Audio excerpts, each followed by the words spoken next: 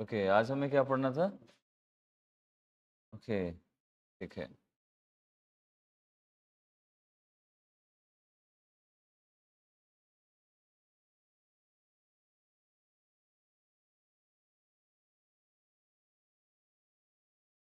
तो कल एक क्वेश्चन इन्होंने भेजा था, वो आप लोगों को मैंने वैसे बता दिया हुआ, उसको तो बता दिया है, आप लोगों को बता देता हूँ।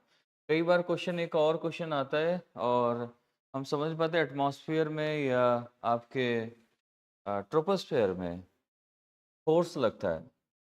तो फोर्स क्या है? बेसिकली फोर्स तो लग ही रहा है। वो अब समझने की बात होती है, कई बार हम समझ नहीं पाते कि फोर्स लग रहा है, क्योंकि हम जब लिखेंगे नहीं तो समझेंगे नहीं कि फोर्स होता भी है कि नहीं होता। बेसिकली फोर्स लग रहा है तभी एयर नीचे से ऊपर वर्टिकल मूवमेंट हो रहा है ना? तो जो मूवमेंट हो रहा है इनमें बहुत सारी गैसेस होती हैं, तो इससे भी फोर्स लगता है वहाँ पर। ओज़ोन लेयर की वजह से भी फोर्स लगता है। क्योंकि क्यों लगेगा? क्योंकि ओज़ोन लेयर ऑब्ज़र्व करती है, ऑब्ज़र्व करेगा तो वहाँ लो प्रेशर क्रिएट होगा, कुछ ना कुछ होगा, फोर्स लगना शुरू हो जाएगा। इसके बाद बहुत सारे सैटेलाइट्स जो घूमती हैं, उनकी वजह से भी फोर्स लगता है, और जो हम खुद की सैटेलाइट जो भेजते हैं, उनसे भी फोर्स लगता है। तो फोर्स वहाँ पर होता है एटमॉस्फेयर में, ठीक है? ये चीज़ मेरा बताने का था। नेक्स्ट, लिखना उसमें कुछ नहीं है, इसमें ये कह सकते हैं, हाँ, नेचुरल फोर्सेस उसमें ये कर सकते हो कि नेचुरल फोर्सेस कैसे काम करते हैं। तो नेचुरल फोर्सेस मैं लिख सकते हो पॉइंट में, natural forces are at the atmosphere, sorry, natural forces at the atmosphere are uh,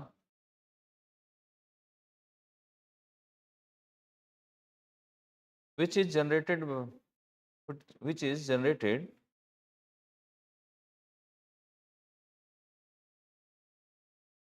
due to the movement of air, movement of air and and gases, gases at the atmosphere, gases at the atmosphere. And satellites also are responsible for satellites. Satellites are also responsible for anthropogenic force.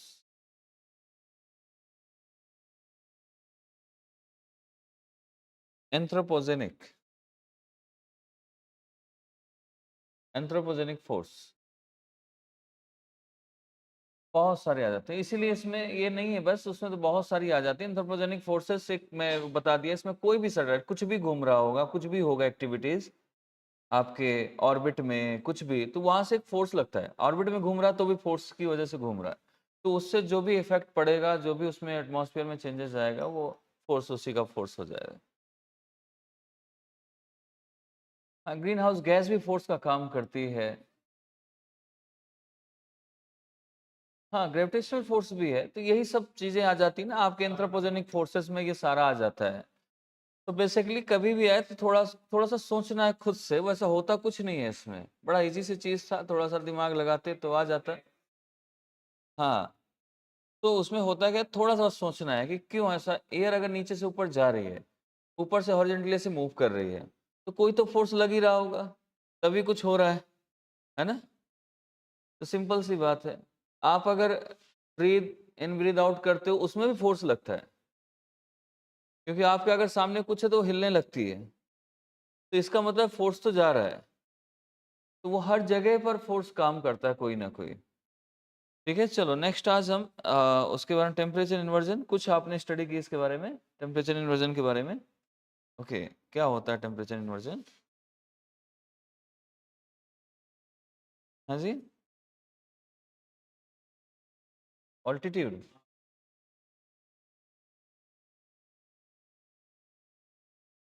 Mesosphere में height के साथ decrease हो रहा है। अच्छा, और कहाँ हो सकता है? लैप्स रेट बढ़ने के साथ साथ लैप्स रेट जिसमें आ जाए। ओके, ट्रोपोस्फेयर में है ऐसा कि नहीं है? ट्रोपोस्फेयर में टेम्परेचर इन्वर्जन है या नहीं?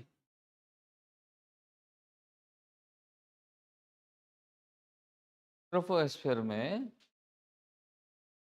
टेम्परेचर इन्वर्जन होगा कि नहीं होगा? ट्रोपोस्फेयर में, ध्यान से समझना।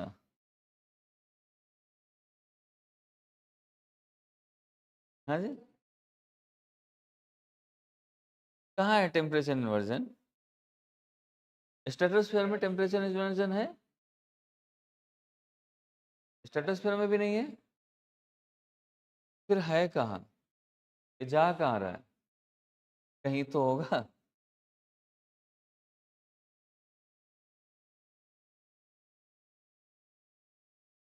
चलो, कोई नहीं, आपको मैं फिर बताता हूँ इसमें से।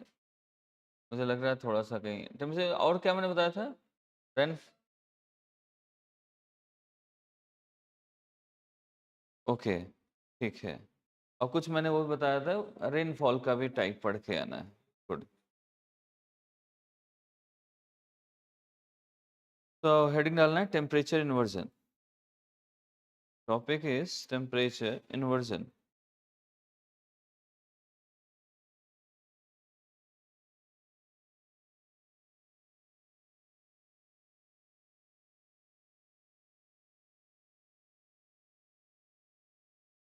इन्वर्जन का मतलब ही क्या है? रिवर्स, उल्टा होना।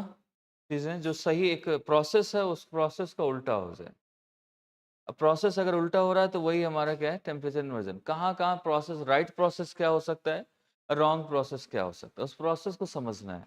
कहाँ पर क्या चीज़ें होती हैं, उससे मतलब हमें समझ आ जाएगा तुरंत, किस प्लेस पर, एटमॉस्फेयर में कहाँ, नीचे कहाँ, हर चीज़ समझ में आना शुरू हो जाएगी अगर हमें प्रोसेस समझ आ जाए। ठीक है। नॉर्मली क्या होता है कि इंक्रीजिंग हाइट और टेम्परेचर ऑफ एयर का क्या होता है, एक नॉर्मल जो हमारा एक प्रोसेस है, हाइट के साथ टेम्परेचर का घटना, डिक्रीज होना, दैट इज द प्रोसेस। ये एक्चुअल प्रोसेस है। अगर ये रिवर्स हो जाए, हाइट के साथ टेम्परेचर बढ़ना स्टार्ट हो जाए, इट मीन्स इन्वर्जन है उस पे। ये किस में हो सकता है? स्ट्रेटोस्फेयर में, थर्मोस्फेयर में है ऐसा? पक्का? तो स्ट्रेटोस्फेयर में हुआ, हाइट के साथ बढ़ रहा है, स्ट्रेटोस्फेयर हो जाएगा आपका। ट्रोपोस्फेयर नहीं होगा।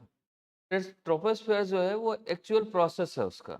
नॉर्मली हमारा काम होता है, घर में भी आग जलाओ, जितना हाथ नीचे रहोगे आपका जल जाएगा, ऊपर करते जाओगे आपको बच जाएगा, सारी चीजें ठीक होने लगेंगी, राइट। ये एक प्रोसेस है कि नीचे से आग ऊपर, अब जब ऊपर ही जाने पर आग ज्यादा लगने लगे तो कई सारी चीजें आपकी बदलने लगती है, उसी को इन्वर्जन बोलते हैं। हाँ, मतलब इसका प्रोसेस का उल्टा हो जाए। प्रोसेस तो वो उल्ट, वैसे वो देखा जाए तो हाइट के साथ बढ़ रहा है उसका, तो बढ़ रहा है तो वो प्रोसेस तो नहीं ऐसा हो सकता ना, इम्पॉसिबल चीज है। कि सपोज करो आप रोड पे कार पीछे दौड़ाने लगो उसी स्पीड से, ये बाइक उल्टा, बाइक तो उल्टा नहीं जाएगी, बैक गियर होता ही नहीं है ना। और फिर आप कहो कि नहीं, ये वो इन्वर्जन हो जाएगा, क्योंकि ऐसा कोई नहीं करता है। ठीक है, तो इसमें लिख लो normally, normally the temperature,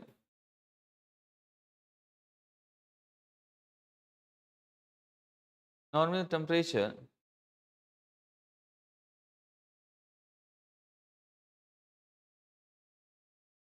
decreases, temperature of air, not temperature was, temperature of air decreases with increasing height.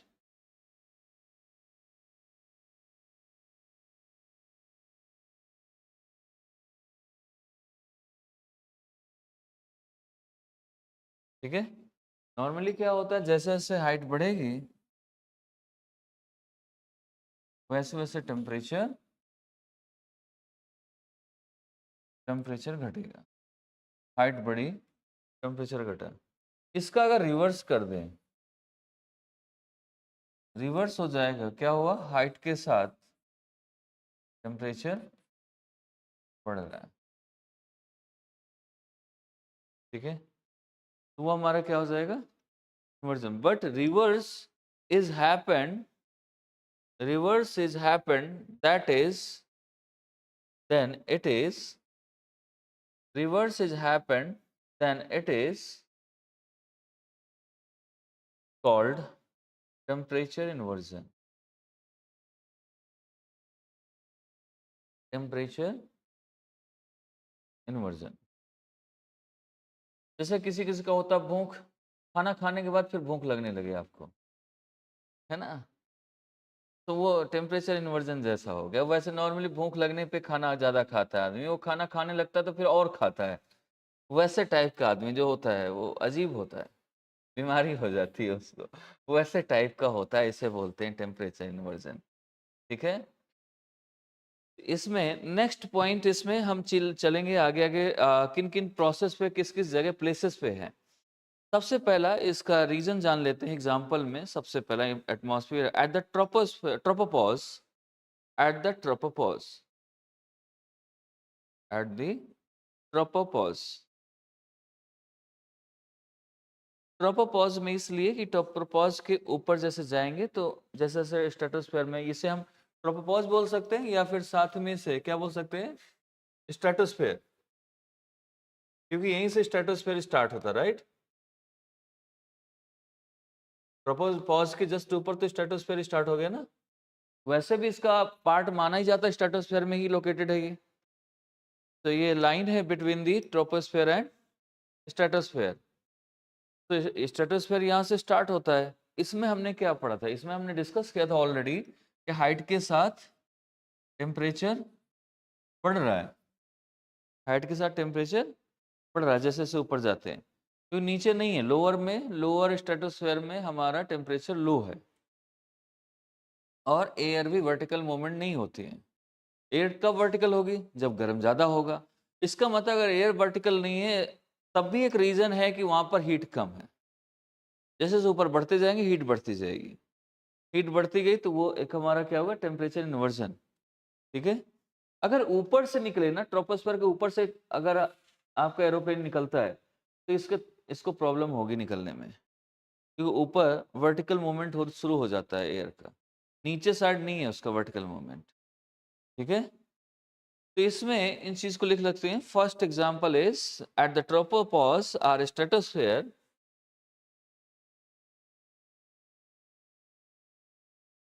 temperature starts increasing from here. So air pocket reach till here, reach till here, start moving downwards, start moving downwards.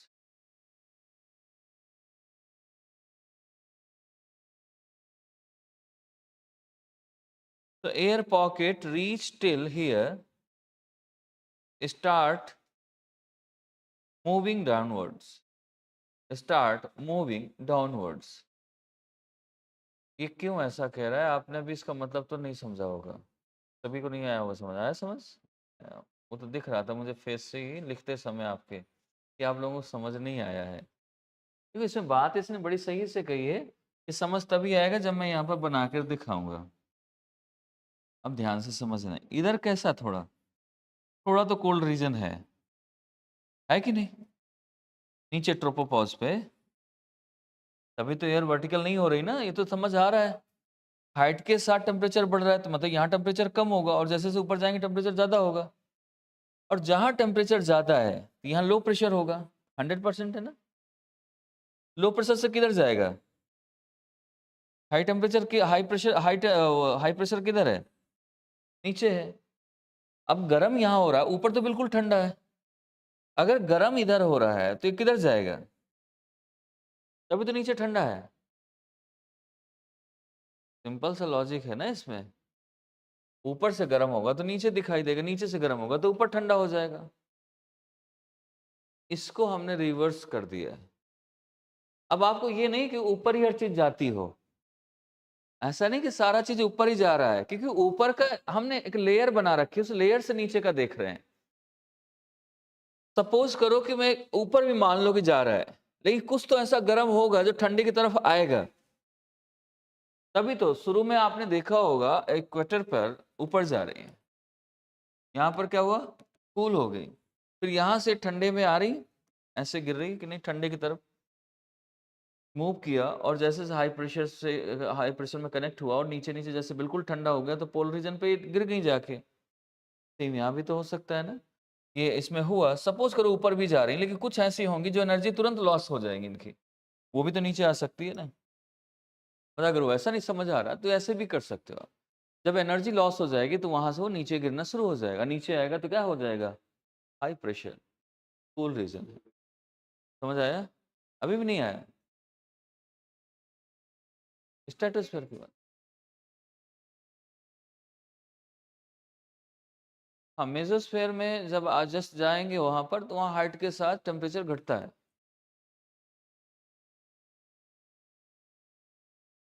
नहीं, ऊपर तो cold है लेकिन एक line बनती है, जैसे अभी नीचे की हमारी जा रही थी, अभी देखो आप नीचे से जा रही थी, हाइट के साथ टेम्परेचर घट रहा था, लेकिन जैसे ट्रोपोपॉज आया उल्टा हो गया, क्योंकि ट्रोपोपॉज लाइन है ना कुछ उसमें अलग से गैसेज, ओजोन लेयर बनी थी, उसने अपना इफेक्ट डाला।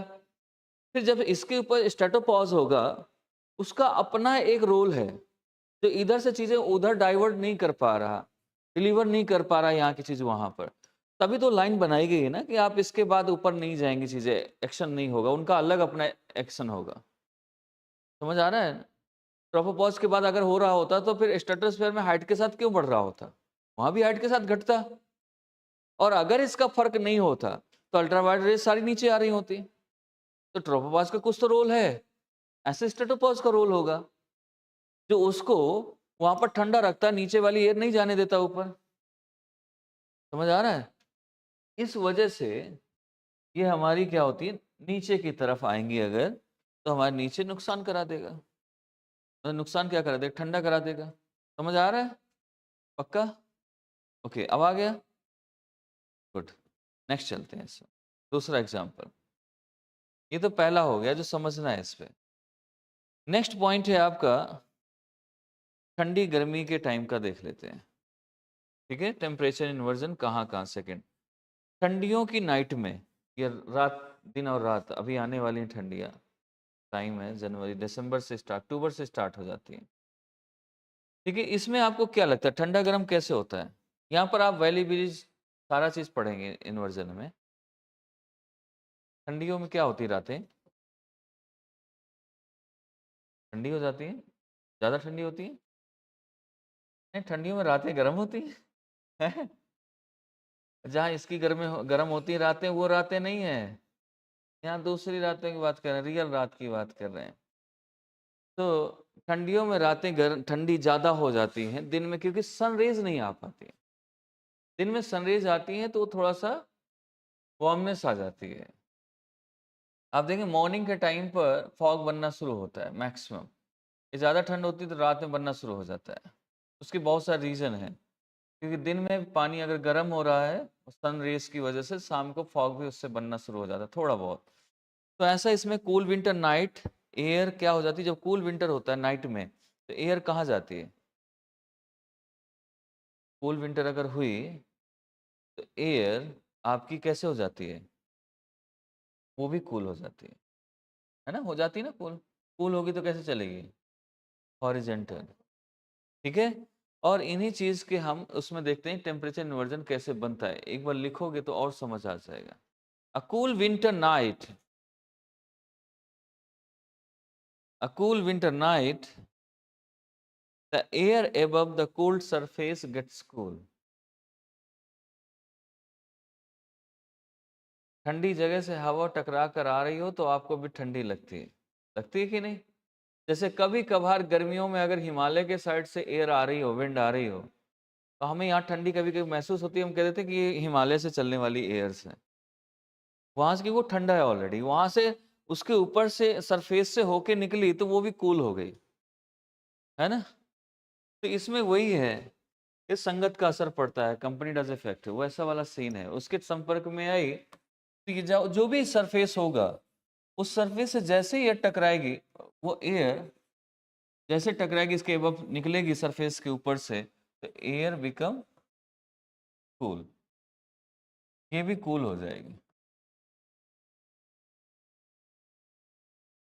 ठीक है, अब इसमें अगर ये कूल हो रहा है, ये कूल हो गई, जो टकराई वो कूल हो गई, बट इसके ऊपर कैसा है, एयर वार्म ही है, नीचे वाली सिर्फ एयर की, मतलब आ तो बहुत सारी एयर रही थी, बट जो जैसे यहाँ से एयर ऐसे चल रही है, ऐसे जा रही है ऊपर, सारी गर्म है, ये टकराई, टकराने के बाद ये ऐसे सीधा हॉरिजॉन्टल हो गई क्योंकि कूल हो गई, बाकी की एयर वार्म है, तो इसके ऊपर सारा वार्म है, ये वाला कूल है, हाइट के साथ वार्म बढ़ गया, बट ये इस वजह से हुआ क्योंकि ये उसके कांटेक्ट में आ गई। समझ आया कि नहीं आया? पक्का? जैसे ठंड हो अच्छी खासी, आप पॉकेट से हाथ निकालो, अपनी गाड़ी की बोनट पे कहीं पर ऐसे रखो हाथ, आपका हाथ एकदम ठंडा हो जाए क्योंकि वही संपर्क में आया है, बाकी बॉडी आपका जो ढकी हुई बॉडी है वो गर्म रहेगी। जैसे बाहर जाओ आप, कहीं बाइक से जा रहे हो और खुला है तो आपका चेहरा बिल्कुल ठंडा हो जाता है, कान ठंडे है, ये सारा ठंडा, हाथ में ग्लव्स पहने हो और फिर कभी ऐसे करके हाथ लगाओ, आपको बड़ा अच्छा लगता है, कुछ गर्म सा है, होता है कि नहीं? तो वो क्योंकि वो उसके टच में आ रहा है, उसके सरफेस के ऊपर से निकल रहा है, ठंडी सरफेस आपको टच कर रही है, वो इंपॉर्टेंट है। लिखो इस पे, थोड़ा सा लिखना है इसका। क्या लिखा आपने अभी? A cool winter night, the air above the cold surface gets cool, but the air layer above that, but air layer above that cool layer is still warmer, is still warmer.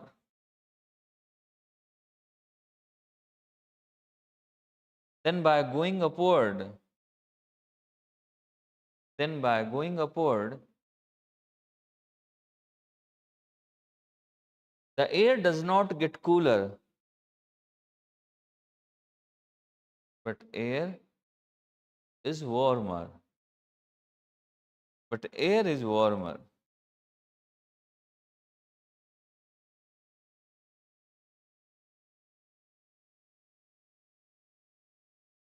ठीक है?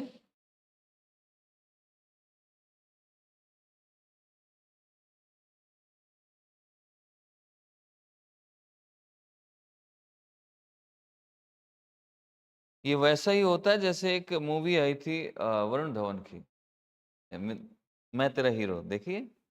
हाँ, उसमें बोलते हैं ना, देखने में स्वामी and उस टाइप का लगता हूँ, लेकिन वो बोलता है मैं हूँ बड़ा। हाँ, वो आपको मालूम है बाकी किसी से। तो ये वैसा है, नीचे का बस सिर्फ कूल है, ऊपर वैसे ही गर्म है वो। ऊपर की लेयर क्योंकि टच में नहीं आई आपके, जब टच में आ जाएंगी तो सारी चीजें ठीक हो जाएंगी। तो वो जहां जहां टच में आएगा वहां वहां वो कूल हो जाएगी। जहां सपोज करो कि ये एयर है, मतलब कितनी लेयर का, जहां तक वो थोड़ी दूर तक तो जाती है, बहुत ऊपर तक नहीं लेके जाते, थोड़ी दूर तक ऐसा होता है कुछ एरिया में। जैसे कभी कभी इक्वेटर में अभी तक आपने क्या पढ़ा, कई बार उसकी वजह से वहां पर सैलिनिटी कम हो जाती है, रेनफॉल की वजह से टेम्परेचर भी कम हो जाता है। सेम यहाँ भी है, कुछ एरिया में होता है, बाकी तो फिर हाइट के साथ टेम्परेचर घट ही रहा है। ट्रोपोस्फेयर में, हमारा ट्रोपोस्फेयर अब हमारा यहाँ पर है, तो यहाँ पर हाइट के साथ तो टेम्परेचर घट ही रहा है, बट वही हाइट में भी अगर वो एयर कभी आपके कोल्ड रीजन से टकराई या कोल्ड सरफेस से वो टकराना शुरू हुई, तो वो एक लेयर ठंडी हो जाएगी बाकी ऊपर की लेयर से। तो थोड़ी दूर तक तो उसका घटेगा, फिर बढ़ेगा, फिर घटना स्टार्ट होगा। तो थोड़ा दूर जो भी उसका एरिया फिक्स हो जाएगा उसमें आपका टेम्परेचर बढ़ रहा होगा विद इन ट्रोपोस्फेयर। ट्रोपोस्फेयर में वैसे देखो दो लॉजिक है इसमें, एक तो पहला लॉजिक नहीं, साइंस है बेसिकली। पहला क्या है कि पहला तो ये है कि हाइट के साथ ट्रोपोस्फेयर में हीट घटती है ना, डिक्रीजिंग विद इंक्रीजिंग हाइट, ये आपका ट्रोपोस्फेयर में है। But in the some conditions कह सकते हो, कुछ ऐसी चीजें हैं, सम प्लेसेस या कुछ ऐसा कर दो, उसमें अगर वो एयर जो घट रही है जाते समय, वार्म तो है ही है नीचे, अगर वो वार्म एयर भी किसी से ऊपर जाते समय कहीं कोल्ड सरफेस से टकरा गई, तो वो जो नीचे की लेयर है जो टकरा रही वो कूल हो जाएगी, बाकी की नहीं कूल होगी। समझ आया? वही मैं समझाना चाह रहा था। ठीक है, नेक्स्ट है third, valley inversion. Valley valley valley जानते हो ना?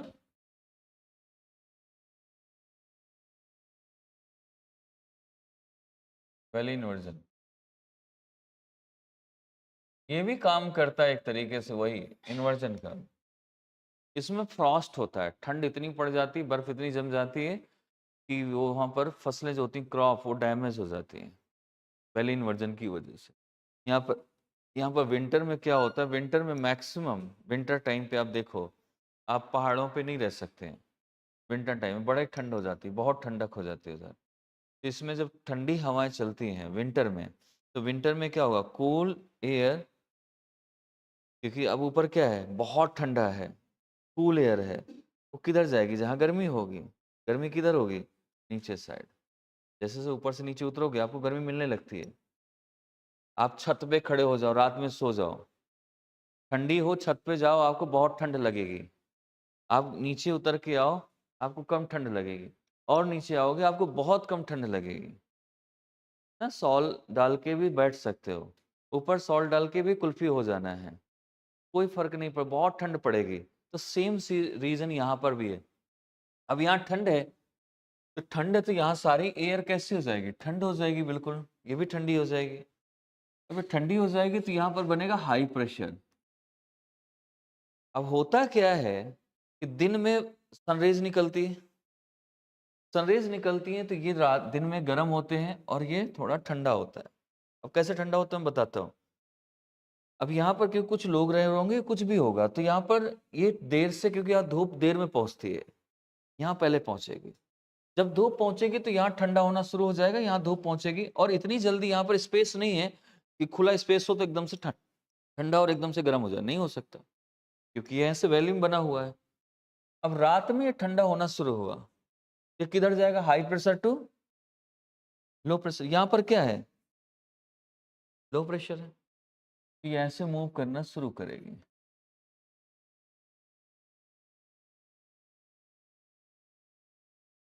एक तो वैसे भी रात में पहाड़ों की हवाएं ठंडी हो जाती हैं, पहाड़ों में हवा ठंडी हो जाती है, नीचे गर्म रहता है। और ये ठंडी की बात कर रहा है, तो ठंडी में जब ऊपर से आती है ना, एयर पूरी फ्रीज हो जाती है। क्या हो जाती है, फ्रीज होती है। तो फ्रीज होता है नहीं, बर्फ जम जाता है उसमें। तो यहाँ पर अगर यहाँ पर क्रॉप है तो इसके ऊपर सभी में बर्फ जमती हुई चली जाएगी नीचे। अब बर्फ जम जाएगी, अगर उसमें स्नोफॉल हुआ, बर्फ जमी, तो जो प्लांट्स है, क्रॉप है, वो उन्हें ऑक्सीजन नहीं मिलेगी, फोटोसिंथेसिस नहीं मिलेगा, वो डेड हो जाएगी, यानी डैमेज हो जाएगी क्रॉप। समझ आ रहा है? बर्फ से ढक दिया जाए आपको पूरा, तो आपको सांस नहीं मिलेगी।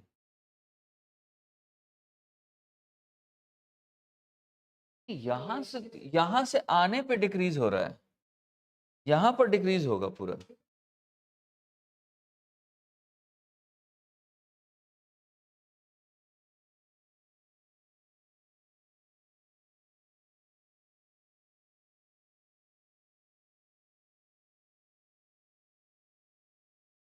अब बस थोड़ा देर रुकना है, थोड़ा सा समझोगे समझ आ जाएगा।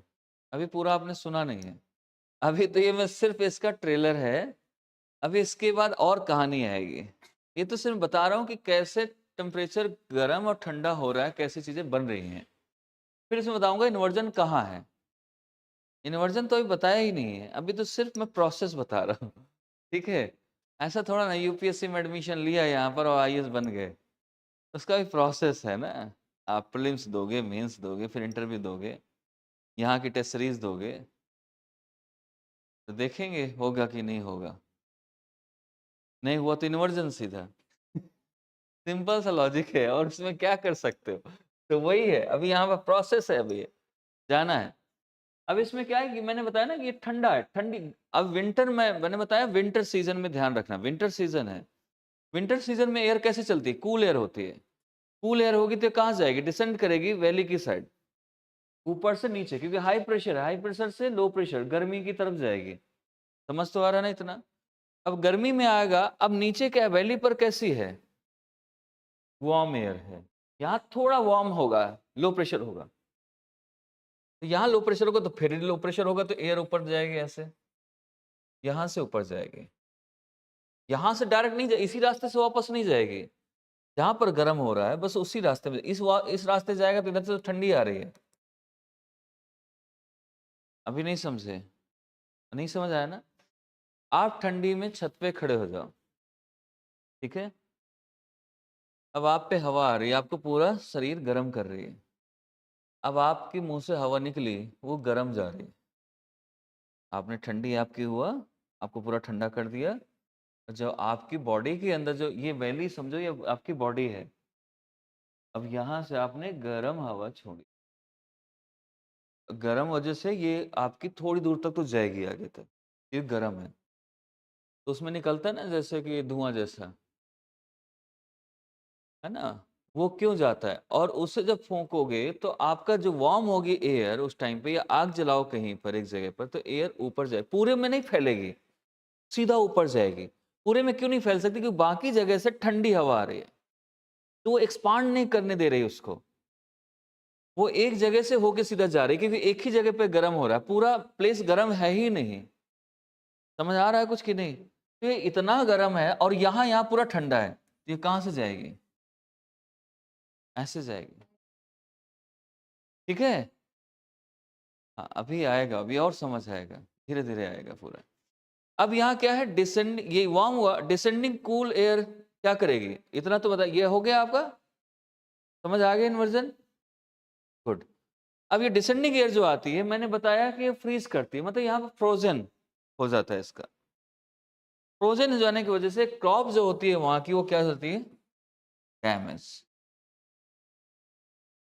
और ये हमारा टेम्परेचर इन्वर्जन है, ये टेम्परेचर इन्वर्जन है। नॉर्मली क्या होता है? नॉर्मली अगर वैसा देखा जाए तो रात के टाइम में और दिन के टाइम पर ऐसा होता है, यहाँ सिर्फ विंटर के टाइम में ऐसा दिखाई देता है। ये प्रोसेस जो है वो नाइट का प्रोसेस होता है वहाँ। ये प्रोसेस है एक्चुअली अगर देखा जाए तो ये नाइट का प्रोसेस है नॉर्मल प्लेसेस पे, नॉर्मल जगह पर। लेकिन अगर डे में हो रहा है तो विंटर सीजन पे ऐसा हो रहा है, समर सीजन में जस्ट उल्टा हो जाएगा इसका। तो इसलिए इसको हम बोलते हैं टेम्परेचर इन्वर्जन, ठीक है? क्या लिखा आपने, लिख लिया? कहाँ तक लिखा है? Valley inversion. In winter the cool air descends, the cool air descends to valley,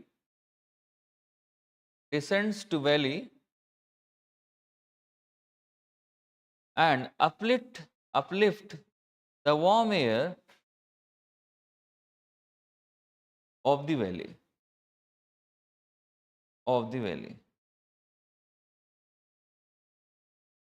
This is temperature inversion in the valley.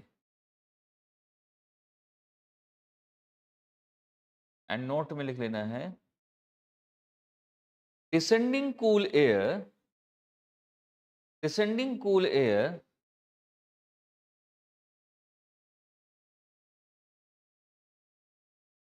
damage the crop, bracket में लिख देना है, बिकॉज क्या होता है? फ्रीज हो जाती है, मतलब जम जाती है। द एयर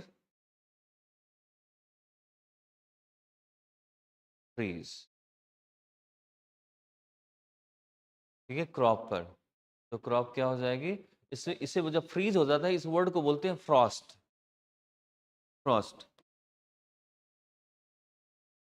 फ्रीज से फ्रॉस्ट है। अब फ्रॉस्ट होना मतलब बर्फ जम जाना। अब फ्रॉस्ट होगी तो बर्फ को, अब प्लांट को, जो क्रॉप है उसको ऑक्सीजन एंड फोटोसिंथेसिस नहीं मिलेगा तो वो डेथ। लिख लो इसको। तो due to the freezing of air का फ्रीज होना, वो क्या हो जाएगा? फ्रॉस्ट। एंड फ्रॉस्ट की वजह से क्रॉप कैन बी डैमेज हो सकती है। अब टेम्परेचर इन्वर्जन में के बाद थोड़ा सा फॉर्मेशन ऑफ टेम्परेचर इन्वर्जन से इसके इम्प्लीकेशंस क्या है, इससे क्या क्या चीज़ें बनती हैं।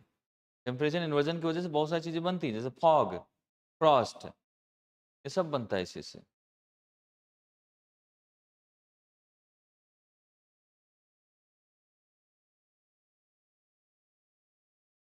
वैसे हमने 3 रीज़न बताए अभी, 3 हुए ना examples? Okay.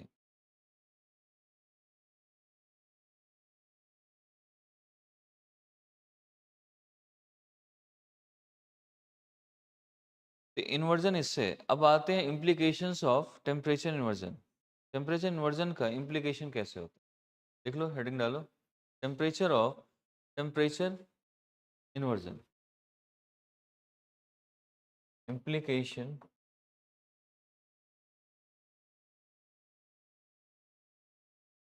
of temperature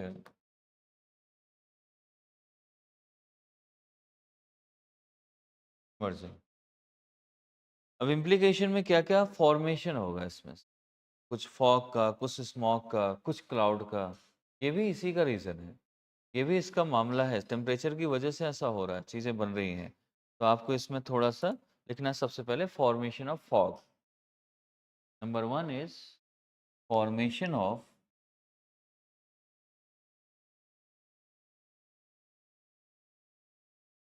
fog. ये तो सभी जानते होंगे कैसे फॉर्मेशन होता है इसका, है ना? कैसे होता है एक एक करके बताएंगे। देखे सभी ने है फॉग, सभी देखते हो। स्टार्ट करो आप। हम्म, कोल्ड एयर वार्म एयर मिल जाती है, फॉग बन जाता है। थोड़ा ठीक है, बट कैसे मिलती हैं?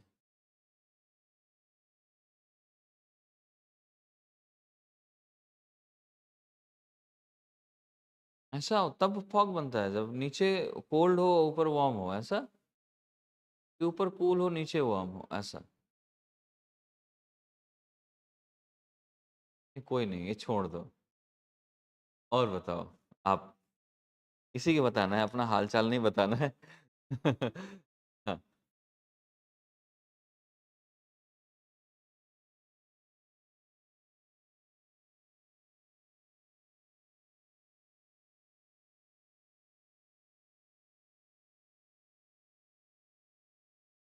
हाँ, आप हम सेम।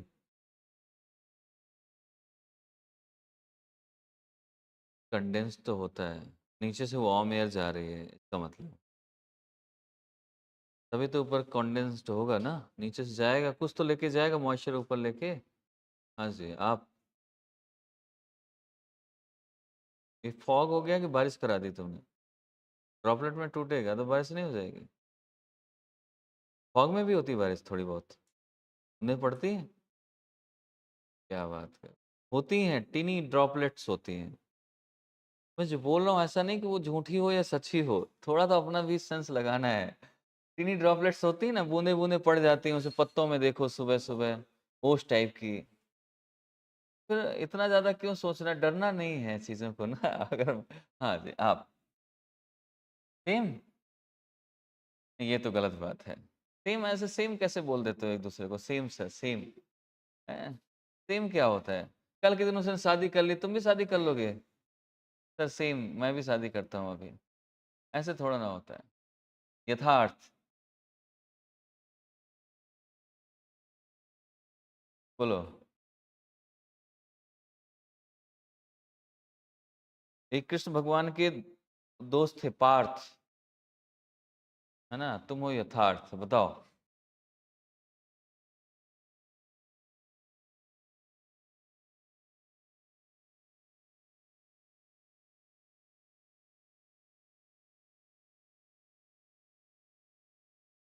वो तो कंडेंस्ड होगा, लेकिन कैसे होगा, प्रोसेस जानना है।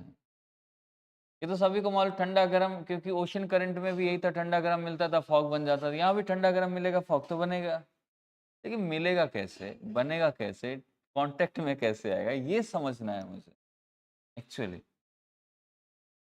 बाकी समझदार तो हो गए हो, ठीक बता पाते हो।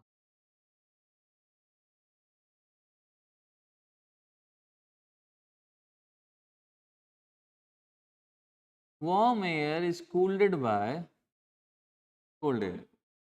वार्म एयर जब कूल हो जाए, कोल्ड एयर उस पर टच कर, वैसे होता है रात में मैक्सिमम, इसीलिए रात में ठंडी हवाएं चलती हैं और गर्म हवाएं ऑलरेडी प्रेजेंट है वहां पर। तो प्रेजेंट वार्म एयर में जब कूल एयर आएगी, वो अगर उसको टच करेगी तो वहां पर फॉग बनना स्टार्ट हो जाएगा।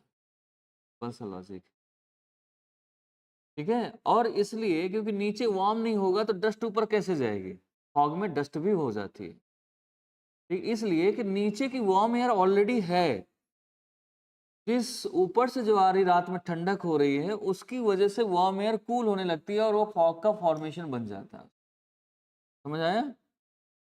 तभी तो नीचे से वार्म एयर थी, थोड़ा बहुत वाटर था कहीं, वो भी ऊपर जा रहा था, बट जैसे ठंडा होने लगा वो वहीं पर कंडेंस्ड होना शुरू हो जाएगा।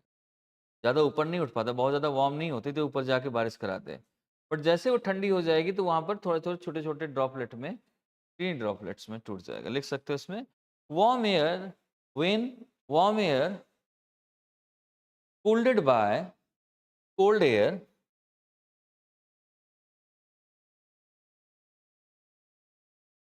below,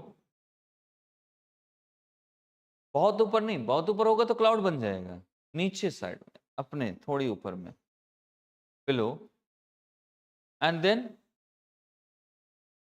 क्या हो जाएगा, फिर जैसे ही इसमें आएगा गर्म होगी फिर क्या हो, कंडेंसेशन स्टार्ट हो जाएगा, start condensation and break tiny water droplets, that is called fog, ठीक है। और ये हमारा कैसा लो विजिबिलिटी है, ऐसा बहुत ज्यादा दिखता भी नहीं कि फॉग ऐसे बना हुआ है। ठंडी के टाइम में थोड़ा ज्यादा दिख जाता है क्योंकि ठंड में बहुत ज्यादा ठंडी हवाएं चलती हैं तो बहुत ज्यादा वो फॉग बना देता है, लेकिन गर्मियों में थोड़ा दिखती है, सुबह सुबह थोड़ा सा दिखेगी, या मॉर्निंग जो जगता है वो दिखेगी।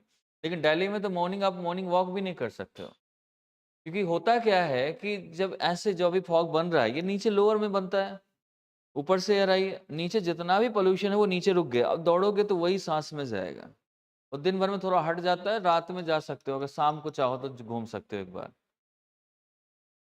तो वहां पर ये सर नेक्स्ट है आपका फॉर्मेशन ऑफ फ्रॉस्ट। फ्रॉस्ट तो आप दिन ने देख ही लिए, फ्रॉस्ट है ना, कि water moisture frozen with contact cold surface, ठीक है।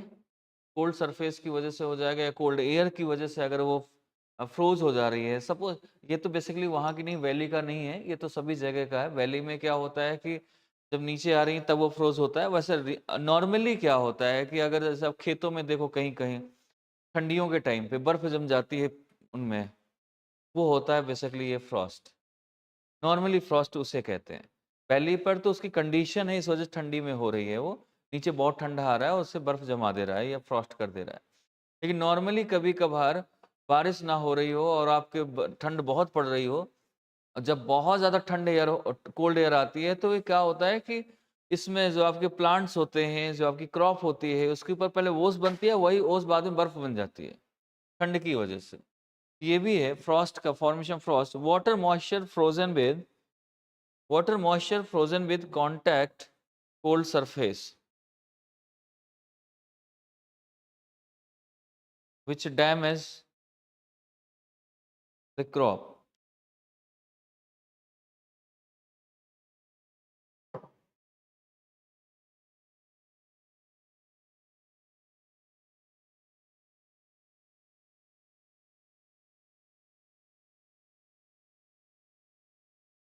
इन्वर्जन का एक और काम है आपकी, कई बार जो रेनफॉल होता है रेनफॉल को भी डिस्करेज कर देता है। जहाँ पर रेनफॉल होना चाहिए वहाँ पर नहीं हो पाती, जहाँ पर नहीं होना चाहिए वहाँ हो जाता है। कई बार इसकी टेम्परेचर इन्वर्जन से ऐसा होता है। टेम्परेचर इन्वर्जन जिस जिस जगह पर ऐसा है, सपोज करो कि हाइट के साथ उसे बढ़ना था लेकिन हाइट के साथ वो घट रहा है, जहाँ पर घटना था वहाँ बढ़ रहा है, उल्टा हो रहा है ना। उल्टा होगा तो फिर उस जगह बारिश कैसे हो जाएगी, और ड्यू टू सम कंडीशन, जैसे मैंने वैली में बता दिया, वहाँ बारिश हो जाना चाहिए था क्योंकि, लेकिन वो वैली है, उल्टा सिस्टम है, तो वहाँ पर बारिश नहीं हो पा रही, बाकी जगह बारिश हो जा रही है। अब आप इसमें जाओ लैटिट्यूड में, अभी अपने लैटिट्यूड में क्या है, अपने इसमें आप इस वाले एरिया पे जाओ आप, हिमालय वाले पे। यहाँ पे भी टेम्परेचर इन्वर्जन हो जाता है। टेम्परेचर इन्वर्जन इसलिए कि नीचे हमारा एकदम ठंडा है, गर्म होकर एकदम चलना चाहिए, नहीं हो रहा, बट उसका एल्बिडो की वजह से वो गर्म हो रहा है ना, गर्म हुआ। और वहाँ बारिश नहीं होनी चाहिए क्योंकि ठंडा है, ठंडे में बारिश नहीं होती कूल रीजन पे, लेकिन फिर भी वो डायरेक्ट सन रेज पड़ रही है, वहाँ पे इन्वर्जन होना स्टार्ट होता है और उसका जो प्रोसेस है वो उल्टा हो जाता है जस्ट, और फिर वहाँ पर वो अपना वो पूरा वाटर मॉइस्चर लेके जाता है और बारिश करा देता है। नहीं होना चाहिए तो हो गई, जहाँ होना चाहिए तो वहाँ नहीं हो रही। ठीक है, समझ आ रहा है? ये कई बार ऐसे प्रोसेस बन जाते हैं, तो ये भी एक है, एटमॉस्फेरिक स्टेबिलिटी भी इससे बनती है। Atmospheric stability like prevent upward and downward movement of air.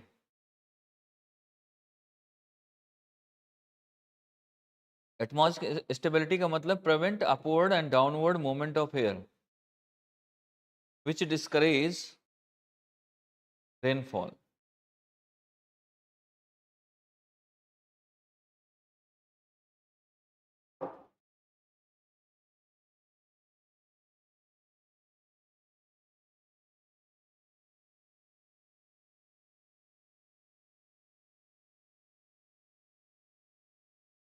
अब देखो, लिखो कंडेंसेशन ऑफ वाटर ड्रॉपलेट। कैसे कंडेंसेशन होता है? Condensation of water droplet.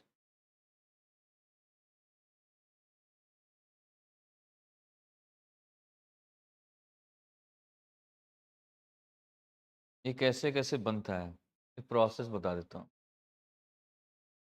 अगर ऐसा चीज हो रहा है कुछ ना, कंडेंसेशन ड्रॉपलेट का कहो या फिर वाटर वेपर का कहो, मॉइस्चर लेके जाती है, अगर सबसे हाइट पे बने यहाँ पर एट द हाइट, तो क्या बनता है? क्लाउड। ये याद रखना, अगर यहाँ कंडेंसेशन हो रहा है हाइट पे सबसे ऊपर, तो क्लाउड बन जाएगा। उसके थोड़ा सा लोअर हाइट पर करें या लोअर लेवल पे बात करें, सबसे हाइट पे होता है ना क्लाउड, क्योंकि आपका ऊपर फॉग बनेगा तो आपको पता कहाँ चलेगा ऊपर क्या हो रहा है, वो भी क्लाउड ही दिखेगा हमको, तो उसे क्लाउड बोल देते हैं। फॉग का ही है, एक वर्जन है उसका जो ऊपर जाके बन रहा है। नेक्स्ट क्या है? एट लोअर लेवल, ये क्या बनेगा हमारा? फॉग बन जाएगा।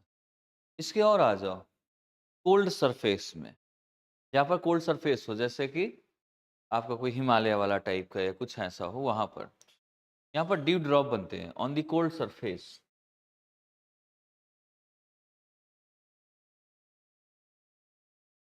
ऑन दी कर दो, ऑन दी कोल्ड सरफेस।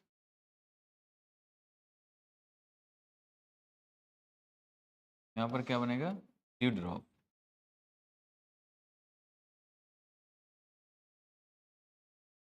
यानी माउंटेन्स में जो ड्यू बनते हैं ना, वो ड्यू ड्रॉप्स उनको बोलते हैं। थोड़ा सा इसी से बना है माउंटेन ड्यू, वो आया नहीं है इस, कौन सा है वो? माउंटेन ड्यू ही आता नाम से ना, डर के आगे जीत है, तो वही है यहाँ पर। इसके बाद और भी आ जाओ नीचे, ड्यू ड्रॉप के नीचे आ जाओ, जब आइस क्रिस्टल्स बन सकते हैं, कोल्ड कंडीशन जब कभी कभार आती है, वहाँ बनते हैं फ्रॉस्ट, सीधा संपर्क में आ जाती है उसके नॉर्मल एयर पर, तो फिर लास्ट है आपका फ्रॉस्ट बनना। यानी नॉर्मल प्लेन पर जब चीज़ें बनती हैं तो वहाँ पर आप कह सकते हैं ice crystal in extreme cold conditions. ये भी है at the surface, at the surface. तो ये जो आपका कंडेंसेशन यहाँ पर होता है, तो वो किस में कन्वर्ट हो जाता है? Turn into ice crystals. जब एक्सट्रीम कोल्ड कंडीशन होता तब होता है ऐसा, लिख सकते हो कि इसमें क्या है, जो आपका condensation turn into ice crystals, but in cold conditions, extreme cold condition, बहुत ज़्यादा ठंडा होगा तब ऐसा होता है। जब कहते हैं ठंडी बहुत पड़ रही है, 2 डिग्री हो गई, माइनस में पहुंच गया, तब ऐसा। अब तो ठंड भी उतनी नहीं पड़ती जैसे पहले पड़ती थी, पहले तो बहुत ठंड पड़ती थी। वैसे भी आपको मालूम होगा कभी कभार आपके पाइपलाइन फट जाती ठंडियों में, जानते हो क्यों? क्योंकि ठंडियों में जब होता है, अगर बर्फ जम गई और उसका 4 डिग्री से सेल्सियस कम हुआ तो पाइप फट जाता है, कि बर्फ जम जाती है 4 डिग्री से, है ना? इसलिए पाइप फटते हैं। हाई प्रेशर होगा, हाई प्रेशर में वैसे वो बाहर नहीं करेगा, बट वो जम जाता है तो चीज़ें आना-जाना, उसका पानी बंद हो जाता है, और जमता है तो वो अपनी जगह बनाने की कोशिश करता है उसमें ज़्यादा से ज़्यादा, इसलिए पाइप फटते हैं। कि बाहर से तो पानी फ़ोर्स में आ रहा है, वो निकल ही नहीं पा रहा, कुछ तो ऐसा होगा उसमें। लोहा होता है तो वो कई बार उसको तोड़ देता है।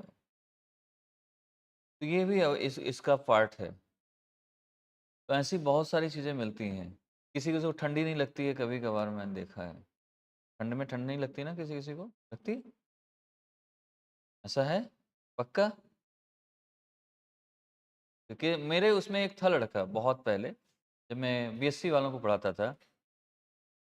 वो अगर जिस दिन स्वेटर हाफ स्वेटर पहन के आ जाए, इनर-विनर नहीं, वार्मर नहीं पहनना उसे, सिर्फ़ हाफ स्वेटर पहन के आ समझो उस दिन आपका 2 डिग्री से 3 डिग्री से नीचे होगा, तब वो हाफ स्वेटर डाल के आता था।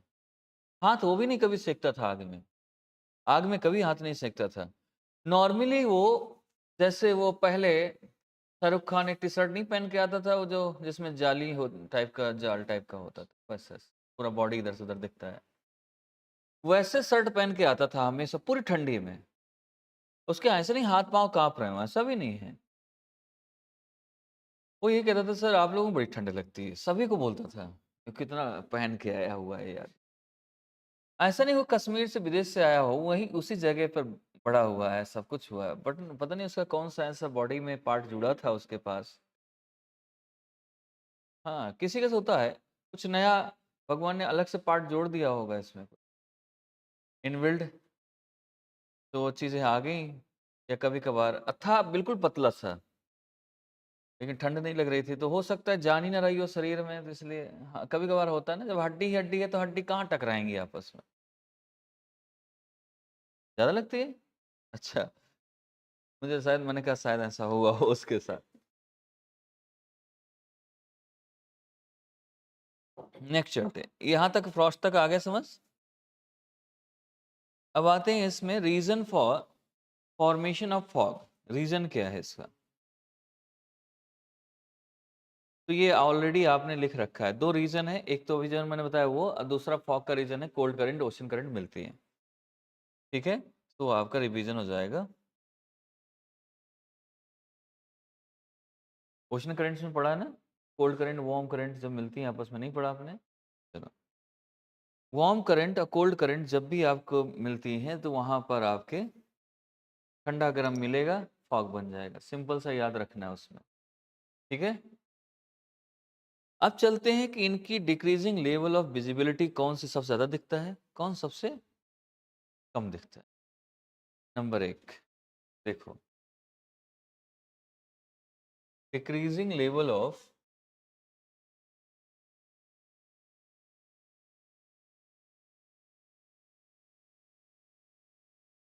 विजिबिलिटी, विजिबिलिटी देखनी है इसकी, किसकी ऐसी डिक्रीज हो रही है। सबसे ज़्यादा किस में विजिबिलिटी होती है, सबसे कम किस में होती है? सबसे ज़्यादा होती है मिस्ट, मिस्ट जानते हो आप? नहीं जानते? नहीं? पक्का नहीं जानते कोई? चलो, अभी बताता हूँ, फिर नहीं जानते तो बताना पड़ेगा। हेज़, ये जानते हो कि नहीं? नहीं? क्या बात! अब आते हैं फॉग, फिर आते हैं स्मॉग, ये तो जानते हो ना?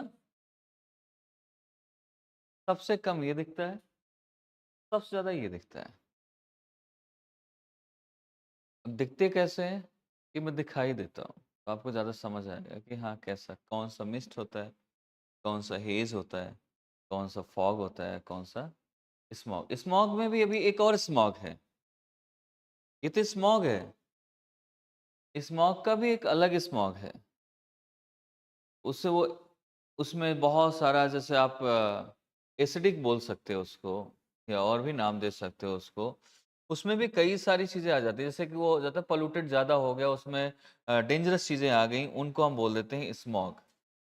बहुत सारी चीज़ें फॉग से स्मॉग से में 2 टाइप की होती हैं, एसिडिक वाला बन जाता है, यानी उसमें एलिमेंट्स वैसे या उसे एक बोलते हैं टॉक्सिक आ जाता है उसमें। अब देखो आपको दिखाना है थोड़ा-सा ये, तो इसमें मिस्ट आपने देखा नहीं, देखो, ये किसी ऐसा लग रहा है मिठाई के जैसे नाम है, बट मिठाई है नहीं ये, मिस्ट, ये ऐसे दिखता है,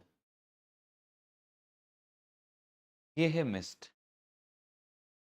समझ आया? ये दिख रहा है आपको, दिख रहा है कि नहीं? है ना? दिख रहा है।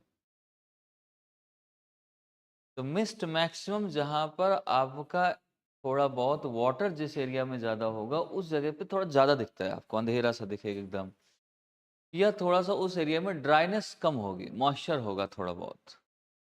ये आप अगर गाँव से बिलॉन्ग करते हो, तो कभी ठंडियों में जिन खेतों में पानी लगाया गया होगा, इरिगेट किया गया होगा, उसमें ऐसा फॉग दिखता है सुबह, वो मिस्ट है, अलग से दिखता है। गाँव से हो? कौन है गाँव से? हाँ, पिंड हाँ, वही। दिखता है ऐसा?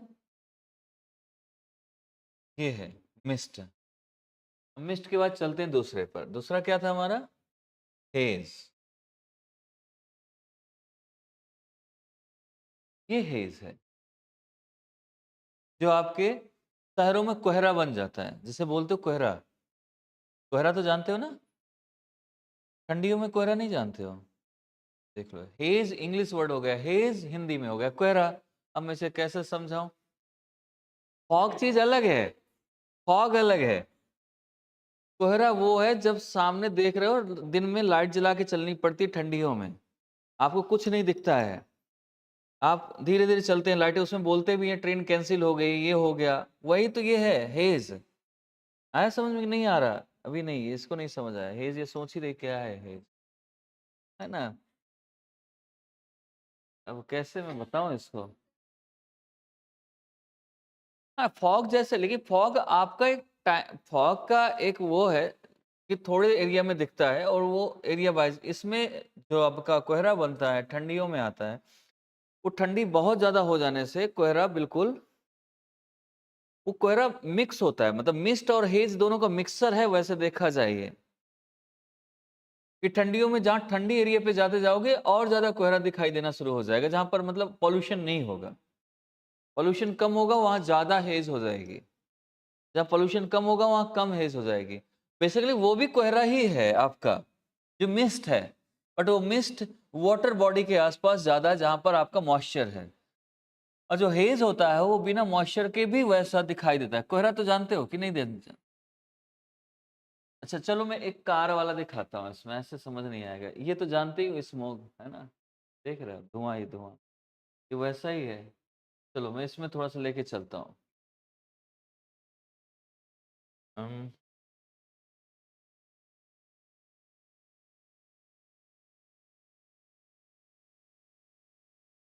कैसे निकालूँ मैं उसको? समझ नहीं आ रहा है।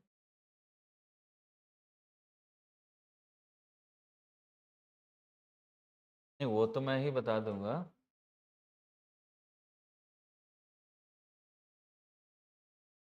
ये नहीं सेम एज़ द फॉग नहीं है, फॉग जैसा ही है, बट इसमें क्या है, सारा फॉर्मेशन है फॉग का ही, ठंडा-गरम मिलना ही।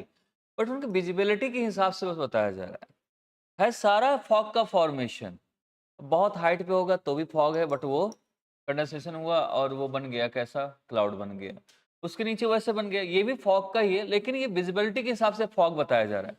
ये हैं सारे फॉग ही, बट पहला फॉग जो है वो आपका इरिगेशन सिस्टम के आसपास, वाटर बॉडी के आसपास बहुत ज्यादा विजिबल होता है, दिखता है कि ऐसा लग रहा है कि यहाँ से धुआं ही धुआं दिख रहा है ऐसा, जो बिना उसके भी सभी जगह दिखाई दे, जिसे हम कोहरा बोलते हैं। अब थोड़ा सा ठंडियों में आप कभी कार चलाई है? यस, बाहर देख तो दिखाई देता है ठंडियों में, थोड़ा थोड़ा दिखता है ना, थोड़ी दूर तक, वही जो दिख रहा है ना, वही हेज है। वो जो दिख उस तरह का बना हुआ है जिसमें आगे नहीं दिखाई देता, वो हेज है बेसिकली। समझ आ गया कि नहीं? नहीं। हम्म रोड में चला रहे हो कार, आपको आगे दिख नहीं रहा, तो ये हेज़ी तो है, ठीक है? फिर इसके बाद और थोड़ा-सा कम आ जाए, विज़िबिलिटी हो जाए, मतलब विज़िबिलिटी और कम हो जाए तो वो हो जाए फॉग। कि फॉग को इतना सुबह नहीं देख पाते हम, थोड़ा बहुत दिखता है कि लगता है अच्छा ओस पड़ी हुई है क्या? थोड़ा-सा ऐसा। कि और भी ना दिखाई दे, वो होता है स्मॉग। स्मॉग बहुत कम दिखाई देता है, तो वो हमारा क्या हो गया स्मॉग में आ गया। समझ आ गया? नहीं आया समझ? देखते जाओ ऐसा, यही सारा चीज़ है। फेज़ के ही सारे पार्ट हैं इसमें। फॉग देखना है तो ऐसे देख लो, ये फॉग है। देखो, वो एक ही जैसा दिखा के रखा है उन्होंने। अब इनको खुद नहीं पता कैसे दिखाएँ, ये कन्फ्यूज़ हो चुका है। हाँ, गूगल को भी नहीं पता कि मुझे क्या दिखाना है। हुँ, फॉग में कम, स्मॉग में और कम। पॉल्यूटेड आ जाती है, कार्बन डाइऑक्साइड वो गर्मी में चेंज हो जाता है, वार्म में चेंज हो जाता है, इसलिए फॉग खत्म हो जाती है वहाँ से। स्मॉग भी दिखा दूँ? ये तो कभी यहाँ से आप दिल्ली जाओ, दिल्ली में राजेंद्र नगर पे खड़े हो जाओ, हैं? अच्छा इस चौक पे तो नहीं, लेकिन राजेंद्र नगर में खड़े हो जाओ, फिर देखो, स्मॉग ही स्मॉग घूम रहा होगा, है ना? कभी-कभी तो इस चीज़ की टेंशन होती है कि जो वहाँ पर लड़के-लड़कियाँ हैं, लड़कों को तो चलो पी ही रहे हैं तो उनका तो ठीक है कि 20 सिगरेट के बराबर वैसे भी वहाँ नहीं भी पियोगे तब भी इतना जा रहा है अंदर कि वो उसके बराबर अगर साँस भी ले रहे हो तो 20 सिगरेट ले रहे हो आप, इतना है। साँस लेना ही वहाँ प्रॉब्लम है। अगर साँस लेके समझो इससे अच्छा फिर लोग सोचते हैं पी ही लेते हैं यार। इतना जा ही रहा है तो 2-4 सही। इसके बाद क्या होता है कि गर्ल्स भी उतनी ही पीती हैं। बॉयज़ तो पीते ही पीते हैं, गर्ल्स भी उतनी ही पीती हैं। बराबरी का मामला, इक्वालिटी का मामला है, पियो भाई, कौन मना कर सकता है? सभी का इक्वल इक्वल वो है। बट प्रॉब्लम इस जगह पे नहीं, प्रॉब्लम इस जगह कल अगर उनके बच्चे हुए, तो जो माँ खाती है, पीती है, वही बच्चे की आदत पड़ जाती है। बच्चा जैसे ही रोएगा, वो कहेगा मम्मी एक सिगरेट, क्यों मम्मी ने ऑलरेडी पी रखा है, मम्मी की सिगरेट छूट नहीं रही थी। होता है ना कि जो मम्मी देख रही, कर रही है, खा रही है, पी रही है, बच्चे को वही सेहत में असर पड़ता है। तो नशेड़ी तो पैदा ही होना है उसको, पैदा ही नशेड़ी होगा वो और कुछ सोचेगा ही नहीं। इसलिए हमें मेंटेन करना बहुत ज़रूरी है चीज़ों को देखकर। तो वहाँ पर आपको स्मॉग दिखाई देता है, तो स्मॉग आपको देखना है वैसे तो ये है स्मॉग, देख लो।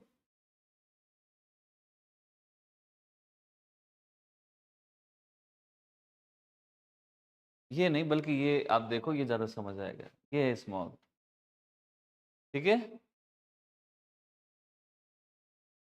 जैसे अभी इनमें अब इंजन में उसके रेलवे रेलवे इंजन में रेल इंजन में अब थोड़ा-सा कोयला कम करते हैं, पहले स्मॉग बहुत होता था, कोयले की वजह से पॉल्यूशन बहुत बढ़ता था, कार्बन डाइऑक्साइड बहुत आता था, तो इसमें कोयला डालते थे। फिर डीज़ल आ गया अब लाइट वाली आ गई चीज़ें, तो काफ़ी अब कम हो रहा है, लेकिन सभी जगह इलेक्ट्रिसिटी नहीं है, तो वहाँ पर सब जगह नहीं ऐसा हो पाता है।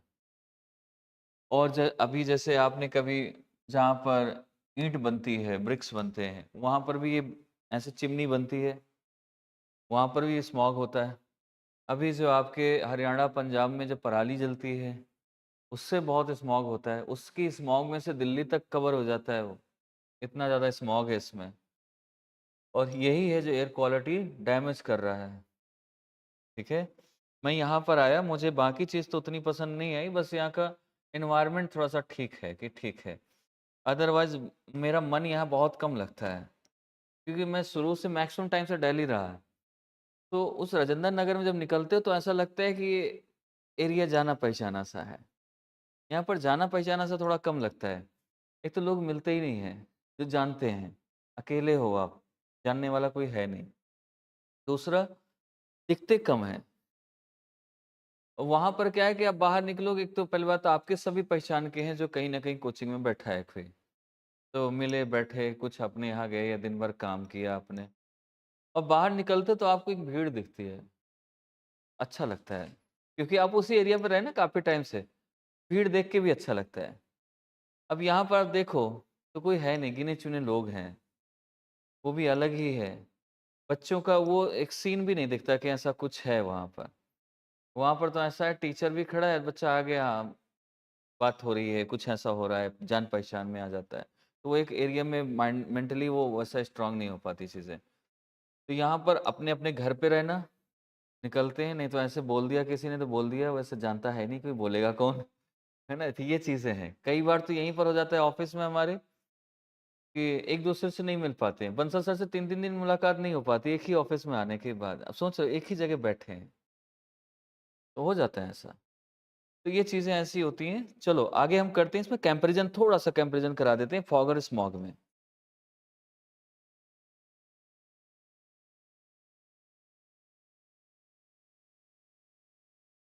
ये वेरी तो आप देखो थोड़ा-सा आपका गाँव वाला एरिया ले लो आप। वहाँ पर आपका होगा मिस्ट, जहाँ पर आपका बेसिकली रिवर के बैंक ऑफ द रिवर वाले लैंड्स जितने होंगे, वहाँ पर मिस्ट होगी। क्या होगी? मिस्ट, समझ आ रहा है? उसके बाद थोड़ा गाँव में आ जाओ, घुस जाओ, पॉल्यूशन ना ज़्यादा हो। हाँ, क्योंकि वाटर देखो वाटर बहुत देर में ठंडा, देर में गर्म होता है। तो जहाँ वहाँ कोल्ड विंड्स आएँगी, तो वहाँ पर फॉग थोड़ा ज़्यादा दिखाई देगा। उसी को मिस्ट बोल देते हैं। क्योंकि वाटर का है ना सीन कि देर में ठंडा, देर में गर्म। अगर वो लैंड भी जहाँ इरिगेट होती होगी, वो लैंड भी अगर पानी पड़ा है, तो वो भी देर से ठंडा, देर से गर्म। कल मैंने बताया था ना कि एयर का अगर मॉइस्चर एयर है, तो उसका एडियाबेटिक लैप्स रेट बहुत कम हो जाता है। तो वैसा ही है। इसकी वजह से भी ये रीज़न बनता है, नंबर 1, ठीक है? तो वहाँ पर फॉग हमें ज़्यादा दिखाई देता है। नंबर 2 थोड़ा-सा गाँव में आ जाओ जहाँ पॉल्यूशन कम है, यानी कोहरा वाला सीन, वो तो कहीं भी हो जाता है। तो कोहरा अगर बन रहा है, ठंडियों के टाइम में, जहाँ पर पॉपुलेशन रहती है, पॉपुलेशन डेंस में है, वहाँ पर गर्म है बट वो सुबह-सुबह ठंड होती है और उसमें कोहरा पड़ जाता है। ठंडा-गरम मिला और कोहरा बन गया, ठीक है? वो हो गया आपका मिस्ट, हेज़, ये हेज़। नहीं, हेज़ में टॉक्सिक नहीं होते, जब टॉक्सिक हो जाएगा तो कोई भी होगा, चाहे हेज़ हो, चाहे मिस्ट हो, कोई भी स्मॉग में काउंट किया जाएगा उसको। उसमें जैसे ही कोई पॉल्यूशन का या कोई ऐसा टॉक्सिक एलिमेंट्स आ जाते हैं, तो उसे हम स्मॉग में काउंट करते हैं। प्योर आज की डेट में तो कुछ नहीं है, ठीक है? प्योर तो आप गाय का दूध लेके आओ, सामने दुहाकर लेकर निकाल कर, तब भी वो प्योर नहीं होता क्योंकि इंजेक्शन लगा के दे रहा होता है। तो प्योर कहाँ है? गाय कहते थे वेजिटेरियन है, लेकिन गाय आजकल मांस खा रही है। आपने देखा गाय को मांस खाते हुए? खाती है गाय मांस। ये तो हमारे उसमें भी दिया हुआ है, लोग मानते नहीं हैं। मैंने तो कई बार देखा भी है और आपके उसमें भी है, आपके रामायण में और उसमें भी आपके कथाओं में, मिथ में, रामायण में है कि नहीं, मैं किसी उसमें कथा में मैंने सुना था, पढ़ा था कि ऐसा है। दधीच जिसमें है, वो क्लास 9th और 10th में संस्कृत में एक चैप्टर था, संस्कृत मेरा था 10th तक। तो उसमें उसमें है दधीच की हड्डियों में, जब दधीच की हड्डियों से धनुष बनाया जाता है, वज्र, दधीच की हड्डियों से एक वज्र धनुष बनाया गया था। उससे मारने के लिए राक्षस उसी से मरता, ऐसा कुछ था उसका। तो उस हड्डियों को चाट उसको आदमी को दधीच जब अपनी अपनी वो आत्मा छोड़ी वहाँ से, हटाया, अपने आप को बॉडी को मरा हुआ बना दिया, उसकी हड्डियों को गायों ने ही चाटा था पूरा और हड्डी-हड्डी छोड़ा था। इसका मतलब गाय तो मांस खाती है, उस टाइम से ही खा रही है। अब हम कह दें गाय नहीं खाती वो अलग बात है, लेकिन खाती तो है। इसमें कोई उसको भी टेस्ट लगता है, उसको भी मटन खाने का मन करता है, उसको भी चीज़ें लगती हैं भई, किसी का भी मन करेगा। इसके बाद अभी मैंने कई बार जैसे गाँव-वाँव गए तो उसमें देखते हैं एक दूसरा जानवर मरा पड़ा तो वो चाट रही होती है उसको। तो ये कोई इतनी बड़ी बात थोड़ा ना है। बल्कि भैंस नहीं खाती है वे, गाय तो चाटते हुए मैंने देखा है, भैंस को नहीं देखा। वो भी देख लूँगा कभी तो दिख जाएगा वो भी। गाय इतना ही नहीं है, गाय तो बहुत कुछ खाती है, करती है, जिसका आप अंदाज़ा भी नहीं लगा सकते। गाय जो आपकी होती हैं बहुत कुछ खाती हैं, अगर वो सुन देख लो आप कभी तो उसको दूध ही नहीं पियोगे आप, गाय का। ठीक है? तो चीज़ें ये है कि हर चीज़ का एक अलग सिस्टम है। तो टॉक्सिक तो देखो सभी जगह है आज की डेट में, थोड़ी बहुत। पर जिसमें ज़्यादा हो जाए वही स्मॉग है, बाकी में सब फॉग है।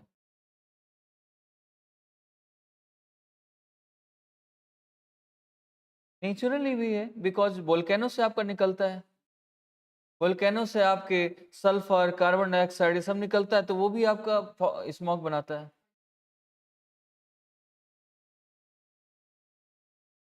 ठीक है, इसमें आप कंपैरिजन करा दो फॉग और स्मॉग में, मालूम चल जाएगा।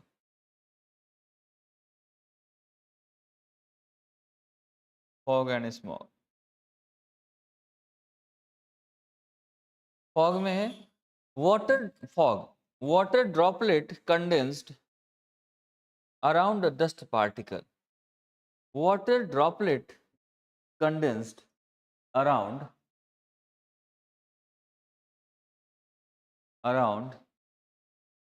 a dust particles. ये डस्ट पार्टिकल के आसपास water droplet, that is fog. And water droplet condensed around a particle of pollutant. ये pollutant particle है।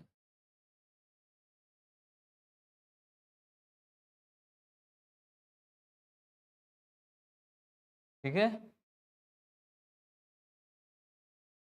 तो इसके आसपास तो ये हो गया smog. Pollutant like SO2, CO2, ऐसे कुछ भी आप कर सकते हो जो आपको लग रहा हो कि नुकसान करते, वो सारी चीजें इसमें आ जाएंगी। ठीक है,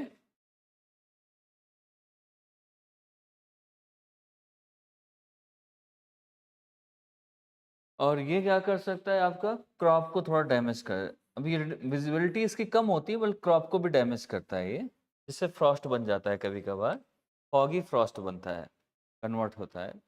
बट पॉल्यूटेंट की बात रिड्यूस, ये भी विजिबिलिटी रिड्यूस करता है, बट ये हेल्थ हजार्ड्स है। ठीक है, ये दिल्ली की हवा है और इसे आप मान सकते हैं चंडीगढ़ की हवा कर लो, दोनों हवाओं में फ़र्क है। वैसे सबसे अच्छी एनवायरनमेंट है इस सिटी का, ये बहुत अच्छा है कि हवाएं आपको शुद्ध मिल रही हैं, कम से कम ऑक्सीजन तो मिल रहा है। आप कभी दिल्ली में रहना शुरू करो, आप कुछ दिन रहो आप एक रूम पर, तो आपको थोड़े दिन बाद आपकी जो उबासी आती है ना, वो आना स्टार्ट हो जाएगी। उसके पीछे रीज़न होता है ऑक्सीजन की कमी। ये 2 रीज़न से आता है, या तो आपकी वाटर की कमी है तब ये आना शुरू होता है, या फिर आपको नींद पूरी ना हो तब, नींद वाली तो दिख जाती है, या फिर आपको ऑक्सीजन की कमी हो जाए। क्योंकि जैसे आप, एक तो इतने पास-पास में घर हैं, यहाँ तो सेकंड फर्स्ट फ्लोर से ऊपर है नहीं कोई, फर्स्ट या सेकंड फ्लोर ही है मैक्सिमम बने हैं जो मुझे लग रहा है। वहाँ पर तो फ्लोर 4-5 चल ही रहे हैं। इसके बाद इतना सटा हुआ है ना, ऐसे-ऐसे जितना स्लम एरिया जैसा है वैसे वहाँ का नॉर्मल एरिया होता है। जैसे यहाँ का स्लम एरिया वहाँ का नॉर्मल एरिया, ऐसे ही घर बने हैं और ऐसे सटे हुए हैं। चाहो तो पूरी दिल्ली छत-छत में घूम सकते हो, एक-दूसरे के ऊपर दौड़ सकते हो, छत इतनी जुड़ी हुई है। तो वहाँ ऑक्सीजन पहुँच नहीं पाती अंदर। फिर आप कमरा बंद कर लिया आपने 10 बाय 10 का, 15 10 बाय 12 का, ऐसे तो रूम है। बंद के एग्ज़ॉस्ट लगा है जो आपकी ऑक्सीजन को और बाहर फेंक दे रहा है। और एग्ज़ॉस्ट लगा तो आप जी भी पा रहे हो। बाकी अगर गेट खोल दिया तो पॉल्यूशन, नहीं खोला तो आपको ऑक्सीजन मिल ही नहीं रही। तो ये बीमारी स्टार्ट हो जाती है। बहुत सारे लोगों को ऐसा हो जाता है, जो फर्स्ट टाइम जाते हैं। फिर धीरे-धीरे आदत पड़ जाती है उसी बीमारी में रहने की। ये चीज़ें हैं। नेक्स्ट इसमें हम देखेंगे थोड़ा-सा स्मॉग एंड फोटोकेमिकल स्मॉग। हाँ, जो मैं बोल रहा था स्मॉग में भी और भी डेंजरस होती हैं जो, उन्हें फोटोकेमिकल स्मॉग बोलते हैं। Smog and photochemical smog.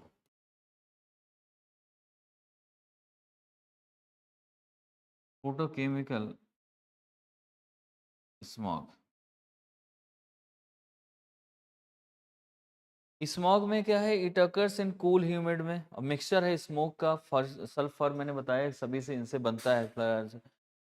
इसमें कर सकते हैं ये फोटोकेमिकल स्मॉग में, it occur in warm, dry and sunny climate. Photochemical है ना, फोटोसिंथेसिस से बना हुआ है। ये गर्मियों में भी, ये जो आपका स्मॉग होता है उसको भी हम कर सकते हैं। ये तो सिर्फ ठंडियों में हो सकता है स्मॉग पोल्यूशन के साथ, ये गर्मियों में भी होता है और दिखाई कम देता है। तो it occurs in warm, dry and sunny climate, and this is a mixture unsaturated hydrocarbon, carbon dioxide, hydrocarbon, carbon dioxide, nitrogen dioxide in presence of sunlight.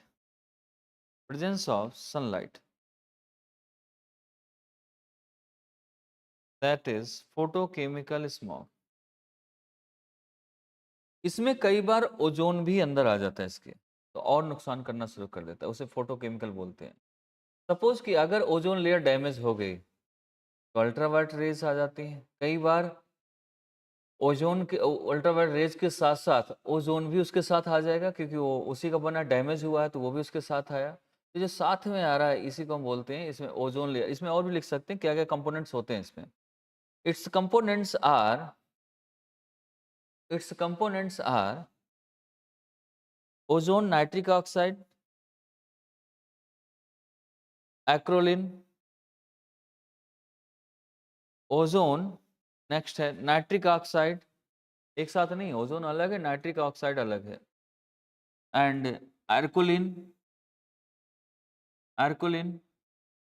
And formaldehyde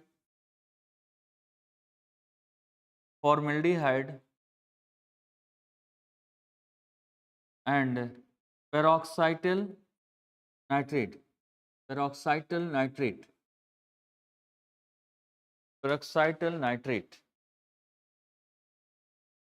ठीक है। ये सारा अगर मिल जाए तो इसे हम बोलते हैं क्या चीज, फोटोकेमिकल स्मॉग। ठीक है, इससे रिलेटेड एक क्वेश्चन है जो आपको करना है थोड़ा सा। फोटोकेमिकल स्मॉग इज रिजल्टेंट, ये आ चुका है 2013 में क्वेश्चन इससे। Photochemical smog is resultant of reaction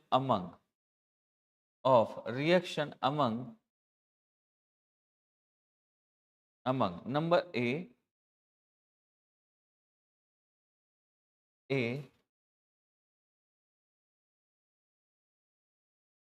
NO2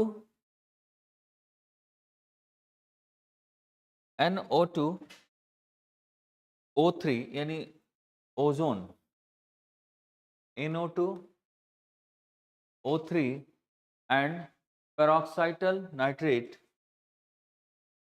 इसे PMN भी कई बार, सॉरी पेरोक्सिल PAN यही होगा ना, हाँ, इसे पेरोक्सिल नाइट्रेट भी बोलते हैं, पेरोक्सी एसिटिल, हाँ peroxy acetyl nitrate PAN, peroxy acetyl ये है, ये हमारा PAN बोलते हैं, ये भी है इसमें nitrate in the presence of sunlight. Number B is CO2. Number B is presence in sunlight. Number 2, B number, not 2. CO2 and O2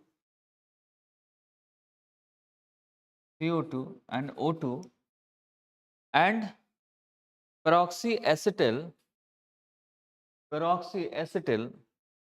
nitrate in the presence of sunlight. बाकी सारा वही है जो पुराना है, सिर्फ इतना इसमें जोड़ा गया। नंबर सी, कार्बन मोनोऑक्साइड यानी CO बोलते हैं उसको, carbon monoxide, carbon dioxide CO2 and nitrogen oxide NO2 at low temperature,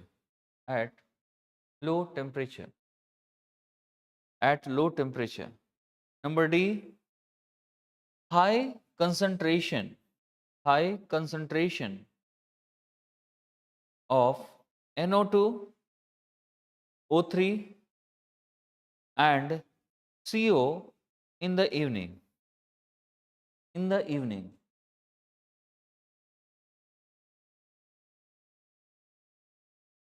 कौन सा सही है इसमें? ए पक्का? ठीक है, ए ही सही होगा।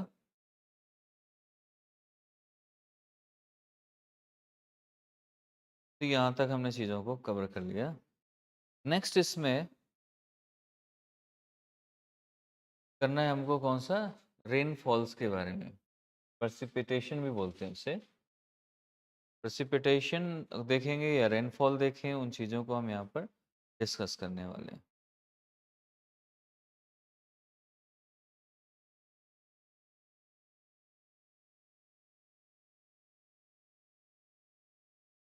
प्रेसिपिटेशन लिख लो, इसमें हेडिंग है, कैसे होता है, इसका फॉर्मेशन कैसे होगा।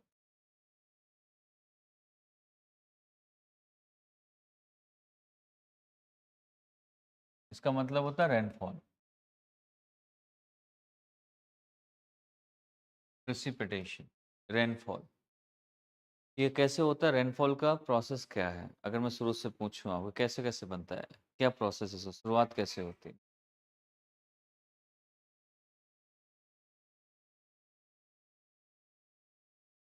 सबसे पहला होगा इसमें evaporation. Good. Number two, humidity in cloud, या ह्यूमिडिटी कह दे, क्योंकि ह्यूमिडिटी में मुझे बताना है कुछ, तो इसलिए मैं ह्यूमिडिटी लिख दे रहा हूँ। क्लाउड तो समझ आ गया आपको। नेक्स्ट क्या है? कंडेंसेशन। कंडेंसेशन के बाद प्रेसिपिटेशन। प्रेसिपिटेशन तो यहाँ पर कंडेंसेशन। कंडेंसेशन वैसे आप समझ चुके हैं। देन आपका प्रेसिपिटेशन। तो सबसे पहले यहाँ से स्टार्ट करते हैं, इवापोरेशन से। इवापोरेशन, ठीक है। तो इवापोरेशन आप सभी जानते हैं, बताने की जरूरत है इसकी? है नहीं? अगर आता है तो नहीं बताया, नहीं आता तो बता देते हैं। आपको मालूम है इवापोरेशन? पक्का? छोड़ दे इसको, फिर कहाँ कहाँ बनता है? थोड़ा सा ऐसे तो बता ही सकते हो। क्या क्या चाहिए इवापोरेशन के लिए, क्या जरूरी है? वाटर एंड बाकी का भी तो प्रोसेस बताना पड़ेगा। अब दो चीजें बता दी, सनलाइट और, है ना। जैसे कह दो कोचिंग चलाने के लिए क्या चाहिए? एक मास्टर और स्टूडेंट। अरे उसके बाद क्या सब्जेक्ट पढ़ाए जाएंगे, क्या होगा, क्या प्रोसेस बाकी भी तो चाहिए। हाँ, तो क्या होगा? Vertical movement, low pressure. थोड़ा सा आपको बुक में लिखना पड़ेगा, आप उस आंसर में लिखना पड़ेगा ना, तो उसमें आप लिख पाओ कि ऐसी चीज़ें हैं। आप लिखने वाला बताना है कि लो प्रेशर एवापोरेशन में क्या क्या चीज़ जरूरी है, कैसे बनता है, कहाँ पर बनता है। वाटर बॉडी पे बनता है, वहीं पर वाटर बॉडी से एवापोरेशन हो सकता है। वाटर वेपर तभी बोलते हैं उसको, है ना। इसलिए क्या चाहिए? High temperature, low pressure and water body. तीन चीज़ की नीड होती है। इसका प्रोसेस मैंने फर्स्ट लेक्चर में बताया हुआ है, वेरी फर्स्ट लेक्चर। आपने देखा था पहले लेक्चर, सबसे पहले जब स्टार्ट हुआ था ये? पूरा नहीं देखा? देखा है आज तक पूरा? उसमें मैंने इवेपोरेशन के लिए मैंने बताया है कैसे आपका इक्वेटर पे हो रहा है। जैसे इक्वेटर पे हो रहा है वही सभी जगह इवेपोरेशन का सीन है, ठीक है। इसको छोड़ देते हैं, चलो छोड़ दिया इसको फिर। अब चलते हैं ह्यूमिडिटी पे। ऐसे अगर पढ़ने लगो तो तुरंत खत्म होना है ये फिर। समझदार हो गए ना? अब इसके बारे में डिस्कस करते हैं, ह्यूमिडिटी पे। ह्यूमिडिटी में दो टाइप की ह्यूमिडिटी होती है। हम पहले तो ह्यूमिडिटी तो आप जानते ही हो, ह्यूमिडिटी क्या है? ह्यूमिडिटी क्या है?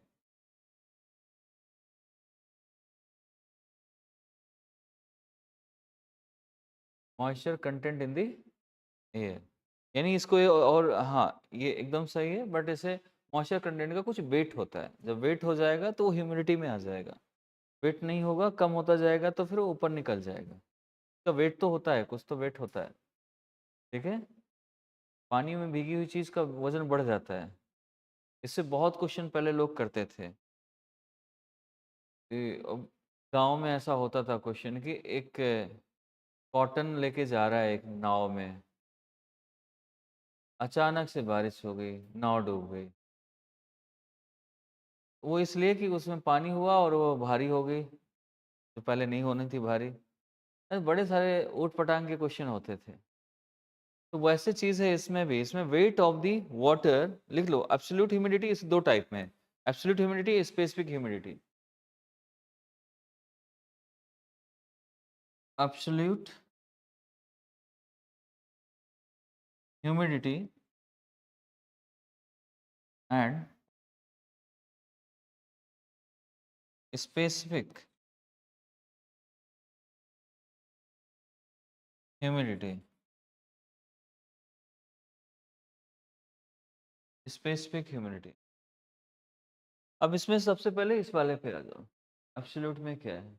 Weight of water vapour, weight of water vapor in unit volume of moist air. Weight of weight weight of water vapor in unit volume of moist air. And about this, weight of water vapor per unit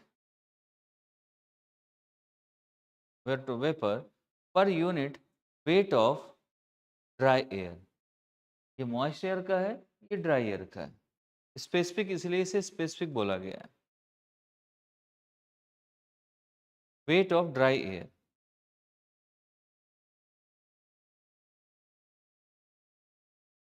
per unit weight of dry air.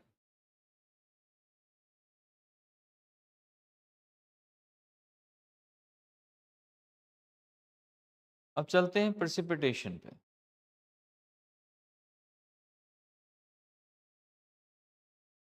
Precipitation कैसे होता है, फिर types of clouds, हम सारी चीज़ें पढ़ेंगे। Precipitation कैसे बनता है, कैसे हो रहा है। अब तो सारा प्रोसेस जानते हो, प्रेसिपिटेशन बताने की जरूरत तो है नहीं, लिखाने की जरूरत है इसको, रेनफॉल को। हाँ जी, है तो ज़रूरत तो है। हाँ, बताओ प्रेसिपिटेशन कैसे होता है, बारिश कैसे होती है।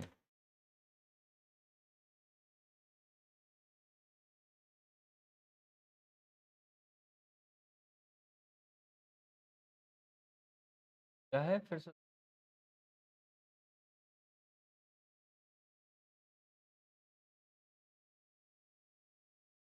जो हमारा इक्वेटर पे हुआ था, वैसा सेम ही प्रेसिपिटेशन का है सीन। वाटर वेपर बनेगा, ऊपर जाएगा, कंडेंस्ड होगा, बारिश हो जाएगी, यही है। ठीक है, चलो इसमें, लेकिन इसमें हमें थोड़ा सा लिखना हो, अकेले ही प्रेसिपिटेशन आ जाते, इतनी सी लाइन लिख दोगे तो कहाँ मजा आएगा ना, थोड़ा सा उसको मॉडिफाई करना पड़ेगा, सजाना पड़ेगा, करना पड़ेगा। तो ऐसे थोड़ा ना लिखना है। Precipitation when air is saturated with water vapour, when air is saturated with water vapor and any extra addition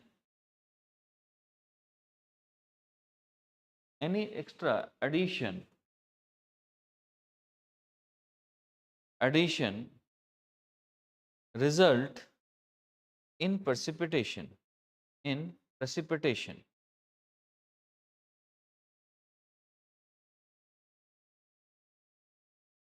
Any extra result in precipitation. Addition result. हाँ, तो वैसे तो हमारा वाटर वेपर जा रहा है, उसमें पानी ज़्यादा हुआ, सैचुरेटेड हुआ, उसके बाद ड्रॉपलेट में टूट गया, उसमें एक्स्ट्रा एडिशन हो गया। वैसे नहीं तो वो सिर्फ क्लाउड बनता। एक्स्ट्रा एडिशन हुआ, ड्रॉपलेट में टूटा और बारिश हो गई, उसी को हम प्रेसिपिटेशन नाम दे देते हैं। ठीक है, ये चीज़ हो गई। रिलेटिव ह्यूमिडिटी, रिलेटिव ह्यूमिडिटी इसमें काम करती है। रिलेटिव ह्यूमिडिटी वही होती है जो नॉर्मल ह्यूमिडिटी होती है। ठीक है, absolute. The amount of water vapor present in air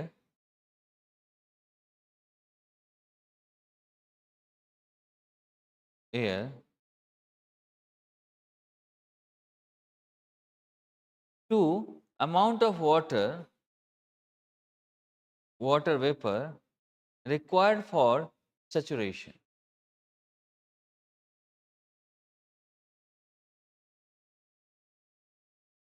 To amount of water vapor required for saturation के लिए वाटर वेपर की जरूरत पड़ती है। जब सैचुरेट हो जाएगा तो अलग अलग चीजें हो जाएंगी, तभी बारिश हो जाएगी। सैचुरेशन से बारिश होगी ना, ड्रॉपलेट में टूटेगा। मतलब वाटर वेपर रिक्वायर्ड, किस लिए वाटर वेपर रिक्वायर्ड है अमाउंट उसका? सैचुरेशन के लिए, अलग अलग हो जाए। सैचुरेट हो जाएगा तो हमारा क्या हो जाएगा, फिर बारिश होना शुरू होगी। ठीक है। Next point, precipitation depends upon temperature and moisture content of the air. Precipitation depends upon temperature and moisture content of the air.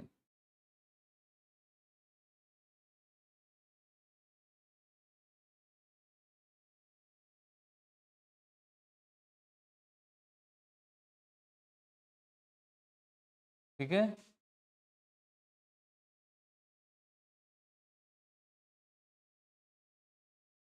बहुत ज़्यादा हो जाता है। अब जैसे इसमें देखोगे ना, आजकल उत्तराखंड में बहुत क्लाउड बस्टिंग होती है, बहुत बादल फट गया।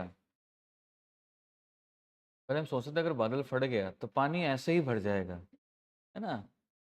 लेकिन बादल फटना इससे नहीं, बादल फटना का ये है कि जब बहुत ज़्यादा आपका वहाँ पर ह्यूमिडिटी जितने चाहिए उससे ज़्यादा हो जाए, एवपोरेशन उससे ज़्यादा हो जाए। वो कब होगा? जब गर्म बहुत होगा। अभी पहाड़ एरिया है, मेल्ट ज़्यादा होगा, रिवर वहीं से निकल रही है मैक्सिमम, और रिवर जब ज़्यादा निकलेंगे, मेल्ट हो रहा है तो वो वाटर वेपर बहुत ज़्यादा लेके जाएगा, क्योंकि गर्मी बहुत है। और एडियाबेटिक वो सॉरी एल्बिडो भी बहुत ज़्यादा है उस पे, तो सारा मॉइस्चर अपने साथ लेके आसपास पानी लेके जाता है, इसलिए वहाँ पर ज़्यादा बारिश हो जाती है, क्योंकि पानी बहुत है उस जगह पर, मिल जाता है उसको। पहले ऐसा नहीं होता था, ठंडी जगह। ये हो क्यों रहा है? गर्मी ज़्यादा हो रही है इसलिए। गर्मी क्यों ज़्यादा हो रही है? Global warming. ये क्यों हो रहा है? हमारी वजह से। हाँ जी, हाँ जी। नेचुरल, अभी नेचुरल अपने आप से नेचुरल भी नहीं हो पाता वो। नेचुरल को भी हम अननेचुरल बना दिया है हमने। नेचर को हम अपने हिसाब से काम करवा रहे हैं। हम बर्बाद करते हैं नेचर को। नेचर नेचर तो तभी एक्शन लेता है ना, जब हमने उसके हिसाब से नहीं काम किया। नेचर का बड़ा सही फंडा है चीज़ों को लेकर। नेचर अपने आप से करता तो कई साल लग जाते हैं उसमें, 100 ईयर्स, 1000 ईयर्स, 2000 ईयर्स बाद वो कभी एक बार लेके आता है ऐसा।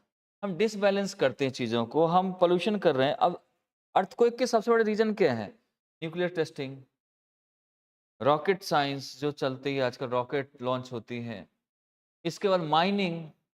जब डिसबैलेंस होगी, जगह इतनी है, थाली है आपके पास, एक प्लेट है, उसमें एक जगह से चीज़ें रखी हुई हैं तो बराबर है उसका वेट। अगर एक तरफ से उठाओगे तो इधर तो गिरेगा। तो बहुत सारी चीज़ें हैं ऐसी जो हमारे उसमें नहीं होनी चाहिए थी।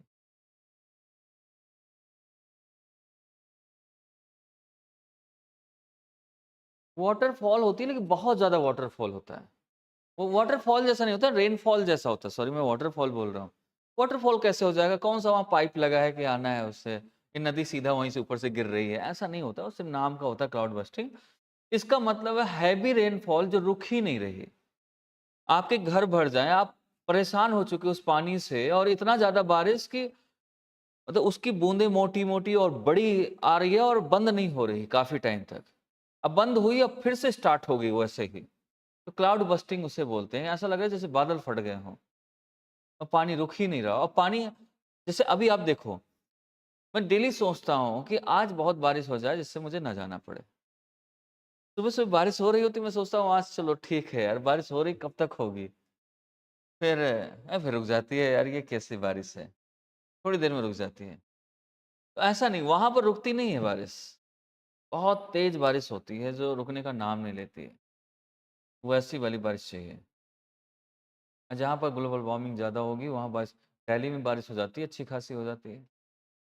ठीक है? उसके पीछे रीज़न है वहाँ का ग्लोबल वार्मिंग, वहाँ के लोग उस वार्म को और बढ़ा दिया है। तो ऐसी चीज़ें आ जाती हैं। इसमें एक पॉइंट और लिखना है, हॉट एयर क्या काम करती है? Hot air saturation, hot air saturation reach with more moisture content than cold air. Saturation reach with more moisture content than cold air. Than cold air.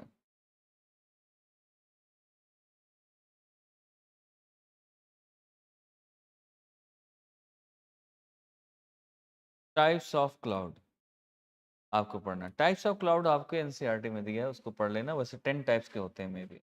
तो क्लाउड को कौन पढ़ाएगा? उसमें मैंने 3 टाइप के क्लाउड हैं, lower cloud, middle cloud and upper cloud. Lower cloud में भी कई सारे क्लाउड्स हैं, अपर क्लाउड में कई सारे क्लाउड्स हैं, मिडिल क्लाउड में कई सारे क्लाउड्स। सभी को अगर उनके अंदर के क्लाउड्स माने जाएँ, मेन तो 3 हैं, लोअर, मिडिल एंड अपर। इनके अंदर जितने हैं उनके नाम अलग-अलग हैं। जैसे कि